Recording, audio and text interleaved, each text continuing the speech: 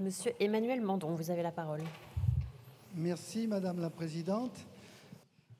Madame la rapporteure, monsieur le ministre, Madame la rapporteure, chers collègues, si l'on doit se féliciter de l'inscription formelle de la fonction de secrétaire de mairie dans la loi et des mesures qui l'accompagnent, il faut également souligner qu'avec cette proposition de loi, ce sont plusieurs avancées non négligeables qui sont réalisées, initiant ainsi une réforme très justifiée, très urgente et très attendue. Trop longtemps, l'administration communale a été négligée. Or, on ne le dira jamais assez, c'est sur elle que repose notre démocratie locale et c'est elle aussi qui fait vivre le guichet de service public de proximité pour nos concitoyens.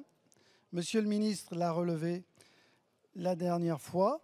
Ce métier nécessite disponibilité de multiples compétences. Et cela a été dit sur tous les bancs de cet hémicycle, il nous faut mieux reconnaître et donner de la visibilité à ce beau métier de secrétaire de mairie.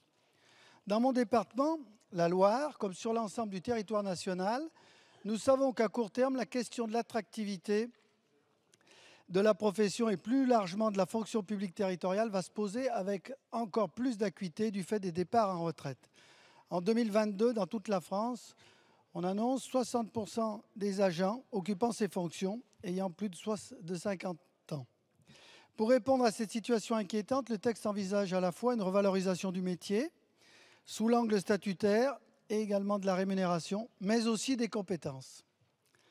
Mes remontées de terrain et les réponses aux questionnaires que j'ai pu adresser aux secrétaires de mairie de ma circonscription pour recueillir leurs sentiments sur ces dispositions me font constater que la mise en place de plusieurs voies de promotion interne, en particulier de la catégorie CAB, est plébiscitée, tout comme l'amélioration de leurs conditions d'exercice, l'accès à la formation initiale et continue.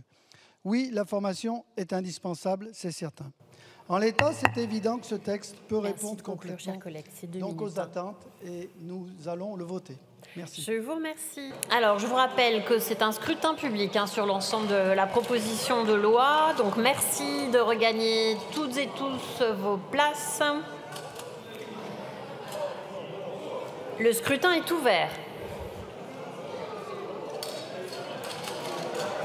Le scrutin est clos. Alors, je vais juste donner quand même le résultat du scrutin, si vous voulez bien, avant tous de partir et de laisser les expressions des uns des autres. Je vous avoue qu'il n'y a pas un suspense absolu. Donc, votant 150, exprimé 150, majorité 76 pour 150. L'Assemblée nationale a adopté.